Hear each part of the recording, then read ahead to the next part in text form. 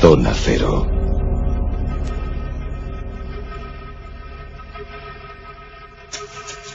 Prometimos regresar a la querida Isla del Roble y aquí estamos cumpliendo esa promesa, pues todo ello gracias al viaje iniciático, vamos a decirlo así, viaje iniciático de Carlos Canales a la Isla del Roble, de la que ha traído muchísimos y jugosos datos. Ya la semana anterior os contábamos cosas interesantísimas, una de ellas que ha sorprendido, y es que al menos seis fallecidos se quedaron allá, pendientes de encontrar no sé qué tesoro. También contamos diversas teorías sobre quién o quiénes pudieron llegar a la Isla del Roble para depositar sus tesoros o a lo mejor fruto de sus rapiñas.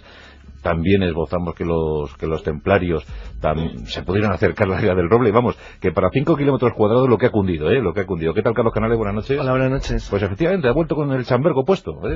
Muy bien. Hola, ¿qué tal, Jesús Callejo? Bueno, ¿qué tal? Muy buenas noches. Bueno, tú vienes con un tricornio, tampoco está mal. Bueno, una Guardia Civil, No, se parece al de la Guardia Civil. No, viene con un tricornio versallesco. Sí, bueno, creí que ibas a decir de las casacas. De Capitán Kidd, más bien. Sí, pero bueno, está bien. De Capitán Kidd. La Isla del Roble, mira que gusta, Carlos, ¿eh? Sí, porque cuando un lugar y un enclave se convierte en misterioso, normalmente, bueno, eso depende de qué tipo de misterio sea el que tiene detrás. Pero la verdad es que para lo poco que tiene, para el poco jugo que hay en la Isla del Roble en realidad, con sus 5 kilómetros cuadrados, lo cierto es que está pasando algo muy parecido a lo que comentábamos el otro día de René Satón, que es un sitio que por alguna razón se ha convertido en un punto de atracción de lo misterioso, de manera que, independientemente de el interés obvio, porque por cierto, luego tenemos que hablar un poco de Triton Alliance, que es la empresa propietaria que se ha dedicado durante 30 años a perder dinero intentando encontrar el agujero y a ganarlo por otra parte. Sí. Y por otra vía, a base de explotación comercial y interesadísima pero y muy curiosa del lugar. Bueno, ¿cuál es tu impresión personal? Mi impresión personal es muy clara. El lugar oculta de verdad un hecho extraño. Un hecho extraño basta por el hecho de la existencia del pozo ya en principio y la historia del pozo que contamos otro día de una manera muy rápida y acelerada porque es casi imposible contarlo entero con todo lujo de detalles. Lo cierto es que la existencia del pozo, y no solamente el pozo en sí, sino dos cosas que para mí son especialmente llamativas. Lo primero, que había un sonido muy raro por ahí. Bueno, lo primero de todo, que para mí por lo menos no deja de ser curioso que quien hizo esa excavación decidiera hacer un sistema de drenajes y de canalizaciones que permitiera que al alcanzar determinados puntos aquello se inundara para poder obstaculizar cualquier investigación en profundidad. Eso exige bastantes medios, una enorme capacidad desde el punto de vista del diseño de ingeniería. Es decir, bueno, esa capacidad por supuesto se podía tener en la Edad Media, eso no hay ningún problema, o en el siglo XV o el XVI, pero exige un cierto nivel. Y sobre todo, algo que a mí personalmente sí que me ha llamado la atención. Una de las cosas recientes que más me inquietó de la historia de Oak Island es su posible relación con un famoso objeto encontrado en Cabo Bretón, un poco más al norte, en Acadia, en la Acadia francesa. Bueno, hay que tener en cuenta que en Nueva Escocia, que la antigua Acadia francesa, la población fue expulsada después de la Guerra de Sucesión de Austria y enviada toda la población a Luisiana, donde se convirtieron en los famosos cayús de los pantanos, la gente que habla todavía francés creole en la Luisiana. Bueno, aparte del famoso poema de Longfellow, Evangeline, que es tan triste, lo que sí que es cierto es que hubo una suplantación en toda la costa, desde el Labrador hasta Vermont, donde todavía hay zonas que hablan francés, de la población francesa originaria por colonos principalmente escoceses que le dieron nombre luego finalmente al territorio, porque sorprendentemente el Labrador en cambio sigue manteniendo, para sorpresa mundial, y es un tema muy poco investigado que alguien debería plantearse, un nombre portugués. En inglés, en español y en francés. Mantiene el nombre portugués. Bueno, pues en Cabo Bretón se encontró una culebrina compuesta, un cañón de retrocarga compuesto, del estilo de los que se fabricaban en Europa en el siglo XIV y XV. Es una prueba real, o sea, es un objeto que claramente está fuera de su tiempo, es un opart, pero es un opart limitado, porque se sabe que algunas de las naves portuguesas, francesas o españolas que navegaron en el siglo XVI por la zona podían llevar perfectamente una culebrina más antigua porque prácticamente cargaban con cualquier cosa y los calibres no estaban homologados. Pero lo que sí que es cierto es que eso le sirvió a Andrew Sinclair para sostener, y luego tocaremos el asunto, que es el primero que quiero dejar, para sostener la posible llegada de naves, él decía templarias, en concreto procedentes de Escocia, los Sinclair eran los señores de las Hebridas y las Orcadas, hasta América. Segunda cuestión que me tiene muy también intrigado es que se encontró en los años 80, un poco antes de que escribiera el libro Sinclair, un manuscrito en la Biblioteca Nacional de París, que, está extractado de parte de las memorias, más que las memorias, de la crónica que manda al rey de Francia, Samuel de Champlain, cuando remonta por primera vez en la historia de San Lorenzo y alcanza las costas canadienses y entra hasta la primera exploración hasta lo que luego fue la zona de colección francesa principal, que siguió el río, primero con Quebec y luego con Montreal. Bueno, lo sorprendente es que en Oak Island, en la isla del roble, él percibe algo muy interesante. Es decir, ve los robles de la isla, y alguien puede decir, ¿en qué se distinguen los robles de la isla de los robles de las islas de alrededor o de la propia costa de la Bahía de Mahone? De nada, no se distinguen en nada. Sin embargo, él descubre algo que le llama poderosamente la atención. Y es que dice que, primero, los robles tienen todos ellos aproximadamente una antigüedad de unos 200 años. Interesante observación típica de navegante renacentista. Es decir, que sabían de todo. Pero sobre todo dice algo fabuloso. Dice que parecen estar todos colocados de forma similar a un jardín. Esto es especialmente interesante porque cuando pateas el lugar hay algo sorprendente, y es que todos los robles están colocados, hay robles por todos lados, pero el núcleo principal de lo que él parece indicar, que realmente a mí no me da esa impresión, pero probablemente porque han pasado otros 300, otros 500, 400 años más. Entonces, claro, decir, eso ha cambiado mucho el paisaje, pues porque cambia de manera natural. Pero Champlain decía que estaban colocados de una manera muy curiosa que, igual que él le recordaba un jardín, sí parecen tener una utilidad práctica, y es que por la configuración de la isla, el agua tiene tendencia natural a caer, como el barro y cualquier tormenta, hacia lo que sería la posición del pozo. Pero la situación de los robles lo impide de una manera natural, de manera que genera una especie de caída del agua que forma unos pequeños arroyos. Aquello lloviendo debe ser espectacular, porque es una zona donde en invierno y cuando hay tormenta, la lluvia cae, ríete de una ría gallega, es decir, es tremendo. La disposición especial de esos robles... Eso no parece natural, parece hecho por una mano humana y con un fin muy concreto, es decir, evitar que el agua llegara a determinada zona. Esto es más interesante, zona que obligaría a empujar la antigüedad del pozo a mucho más atrás de lo que originariamente se había pensado. Bueno, pues una isla especialmente trabajada, parece, Trabajada. Fíjate, es verdad que no podemos extraer todavía muchas conclusiones, pero una de las conclusiones, creo que con los puestos ya, con los datos que hemos manejado, en fin, y muchísimos más que se podían barajar, la conclusión es que el constructor del pozo, fuera quien fuese, había previsto todas las opciones. Ese constructor había diseñado una compleja red de túneles que conectaban su construcción con el fondo del océano, precisamente para eso, para impedir el trabajo de los buscadores de tesoro, y aparte de todas las trampas, de todas las capas que hemos visto, todas las profundidades que ha habido y las que habrá, porque todavía solo se ha puesto el punto seguido, pues no el punto final. Una de las conclusiones que se puede extraer, aparte de esta inteligencia, no sé si sarcástica o irónica, del constructor del pozo, es que el punto clave estaba precisamente en los 33 metros de profundidad. Y me explico. En esos 33 metros de profundidad, cuando se llega, el pozo se anegó de agua de mar. En ese intento, ¿no?, del operario que se encontraba en el fondo, prácticamente pierde la vida porque empieza a gritar, ¿no?, que algo sólido estaba abarcando toda la superficie del pozo. Es decir, ese algo sólido pensaron que era un cofre, como efectivamente al final era, pero no era un cofre, sino porque se han encontrado más cofres. Por desgracia, el agua, el barro, en fin, todo el lodo, lo que no dejaron verlo con claridad, le sacan del pozo y al día siguiente llevan una bomba para drenar el fondo. En fin, algo totalmente imposible por la cantidad de agua que había y mucho más cuando la bomba estalla. Es decir, todo ese tipo de intentos, esos 33 metros de profundidad, es lo que hace pensar que ahí se encontraba una de las claves. Además, una de las claves menos conocidas, porque una de las compañías, por ejemplo, que estuvo extrayendo, ¿no?, todo lo que pudo extraer en aquella época, era la compañía, ¿no?, la Truro, ¿no?, la Truro, intenta desvelar el enigma como fuera, ¿no? Todavía no había habido ningún muerto. El primer muerto ocurre en el año 1861 y ahora estamos hablando del año 1849.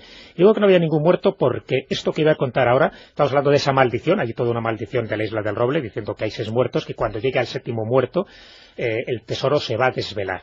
Bueno, pues aquí hay un muerto anterior, muy poco conocido, pero que podría ser que se apuntara a esa lista fatídica, ¿no?, y macabra del 7º muerto. El 7º muerto. Sí, porque a lo mejor es el primero, ¿no? Y sería el primer muerto, efectivamente, si fuera. Cuento un poco resumidamente la historia, ¿no?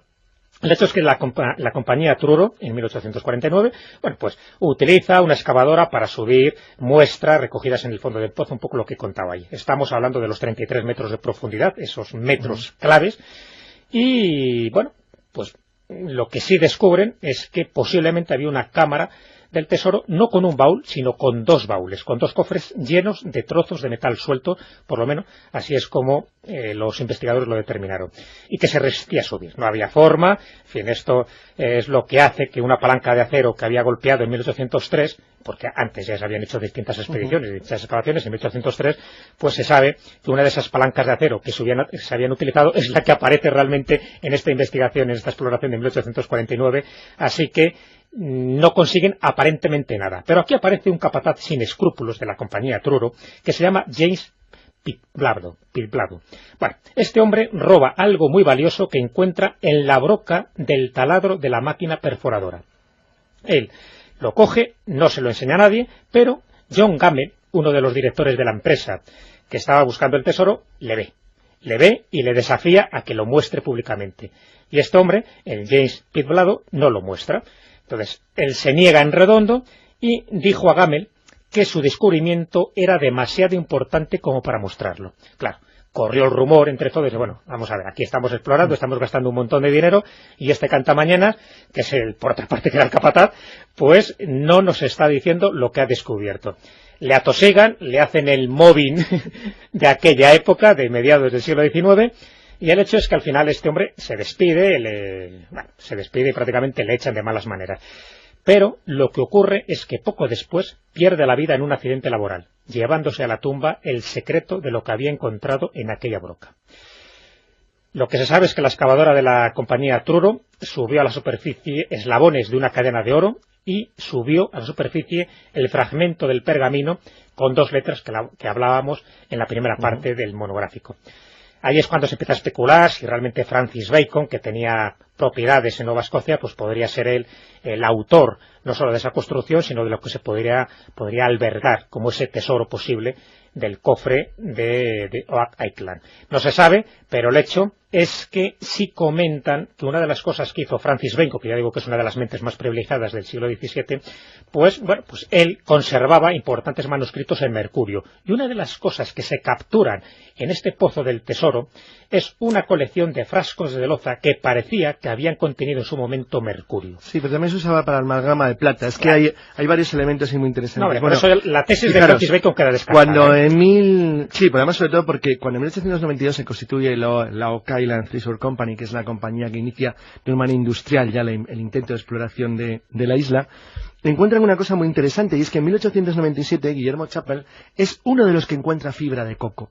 Lo de la fibra de coco apunta mucho más a Indias occidentales inglesas, apunta al sur, es decir, apunta a la leyenda Kidd o de cualquier pirata o de alguien acostumbrado a hacer ataques piratas en las costas de América del Norte, de las 13 colonias, o más al sur incluso. Recordemos, porque creo que conviene, que de lo que se trata es de encontrar un tesoro, un supuesto tesoro escondido en Oak Island, en la isla del Roble, y al parecer ese tesoro fue enterrado por un pirata, ¿no? Claro, fijaros que, ahora veréis que Triton Alliance maneja también una teoría nueva muy interesante, pero antes un pequeño matiz sobre lo del descubrimiento de Chappell, porque es uno de los que anima a la expedición en la cual participa con 27 años, en 1909, Franklin Delano Roosevelt, el que luego va a ser presidente de Estados Unidos en la Guerra Mundial.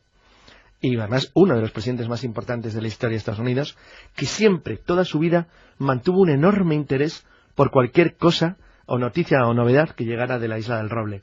Porque él estaba convencido que ocultaba efectivamente un misterio de valor incalculable.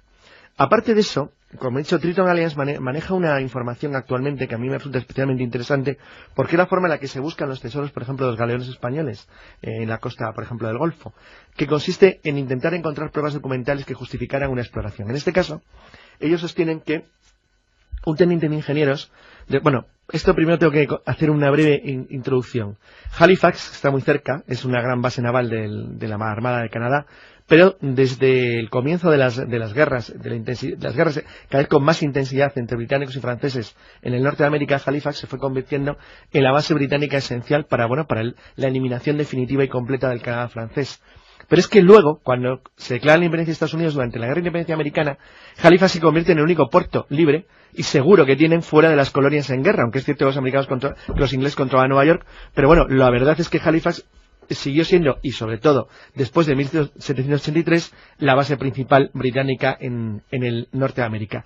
Esto tiene importancia porque hay una información que dice que un teniente de ingenieros del Ejército Real, en plena guerra todavía con los independientes americanos, fue enviado con un contingente de mineros especializados, básicamente de las minas de carbón de Gales y Cornwall, para construir, o buscar un lugar donde pudieran depositar fondos que tenían en aquel momento las tropas británicas, que no querían que cayeran en manos de los rebeldes norteamericanos. Por alguna razón alcanzaron a la isla de Oak, que está muy cerca, y decidieron enterrarlo, dado que tenía un equipo de gente muy experimentada, pues pudieran haber sido los diseñadores de una cosa tan sofisticada como eso.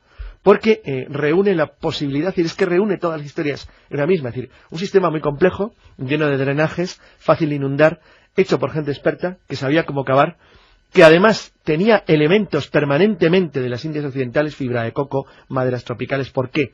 Porque entre las tropas británicas que lo había un montón de ellos que tenían como bases originales o Jamaica o las Bahamas. Era muy fácil que esos elementos típicos del sur hubieran llegado, si había unidades militares británicas en la zona, allí. Y además, sobre todo porque añade algo muy sospechoso, y es que el descubrimiento inicial del pozo es solamente 12 años posterior a la finalización del tratado con los norteamericanos y al final de la guerra.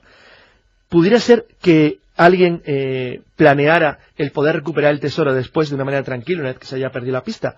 Pudiera ser porque eso es lo que al parecer intentó Simon Lynch, que era un comerciante bastante rico, que yo creo que es el que falsificó, si no él, alguien de su entorno, la famosa placa de pórfido, porque eso le permitía justificar el seguir obteniendo fondos para crear una zona en la que él estaba seguro, probablemente porque lo sabía, que había algo. Mira, hay una pista, lo acabas de decir, para abonar esa teoría que estás diciendo, porque esa losa... Es una pena porque es la menos misteriosa de todas, pero... No, pero fíjate, hay un dato muy curioso, porque no es tanto la inscripción, esa losa de pórfido se encuentra a los 27 metros de profundidad, está rellena de extraños signos que comentamos la vez pasada, y que son incapaces de descifrar. Bueno, son incapaces de descifrar hasta que se descifra, ¿no? Se descifra no hace demasiado y al final dice eso de 10 pies por debajo, más o menos un pie equivale a 30 centímetros, dice que se encontrarán 2 millones de libras, es lo que hace pensar que es todo es una estafa, ¿no?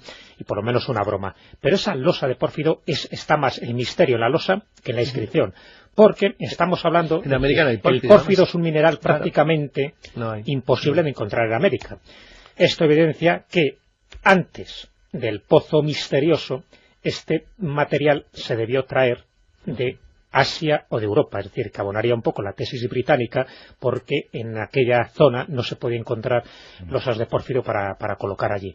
Así que, bueno, no sé si sirve o no sirve, lo que no serviría sería la inscripción porque a todas luces parece una falsedad a pesar de que la losa ha desaparecido, ya no está. En todo caso, 6-7 muertes, varios tesoros se han empleado ya en intentar localizar este. Se han gastado dinero. Ojalá lo que pasa es que también es cierto que hay gente que está ganando mucho dinero con la Isla del Roble a base, de documentales, televisión, libros. Sale un libro sobre el Roble prácticamente cada 6 meses. O sea, es que no es una broma. Es que no hay nada que contar. Y es que no sé cada metro que profundiza cada metro hay un libro nuevo.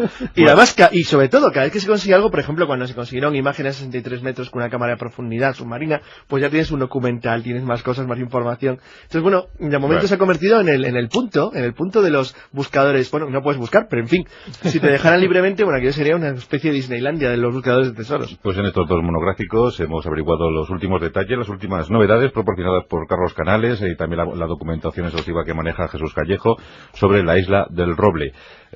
Nada, ahí sigue el tesoro. Si ustedes quieren, si vosotros queréis, el próximo veranito, pues organizamos un viaje. Pedimos permiso, vamos con las piquetas, ¿verdad? Y eso ya no tanto, eso es fácil, que han invertido mucho, ¿eh? Y ahora dar. Y eso que no hemos hablado de la mano humana que se ha encontrado. La mano humana, que eso es lo que indicaría que a lo mejor los piratas tenían esa mala costumbre. Sí, de hacer una broma para que su espíritu protegiera el tesoro. Dejaron a uno, ¿no? Dejaron una mano, por lo menos. El que había hecho algo ese día, ¿no? Esas bromas piratas, eso se habla también muy bien la tesis. Es una broma de mal gusto. Efectivamente, esas cosas de encontrar un trozo humano y tal. Bueno, pues hemos regresado una vez más a nuestra ya queridísima Isla del Roble. Muy bien, Carlos, pues toma, para ti esta mano. Gracias. Es una mano la guardaré aquí en forma. Es más, mira, tiene simbología templaria, ¿eh? Qué bonito. Y pelos. el interés obvio, porque por cierto, luego tenemos que hablar un poco de Triton Alliance, que es la empresa propietaria que se ha dedicado durante 30 años a perder dinero intentando encontrar el agujero y a ganarlo por otra parte, y por otra vía, a base de explotación comercial y interesadísima, pero y muy curiosa del lugar. Bueno, ¿cuál es tu impresión personal? Mi impresión personal es muy clara. El lugar oculta de verdad un hecho extraño. Un hecho extraño basta por el hecho de la existencia del pozo ya en principio y la historia del pozo que contamos otro día de una manera muy rápida y acelerada porque es casi imposible contarlo entero con todo lujo de detalles. Lo cierto es... La zona cero.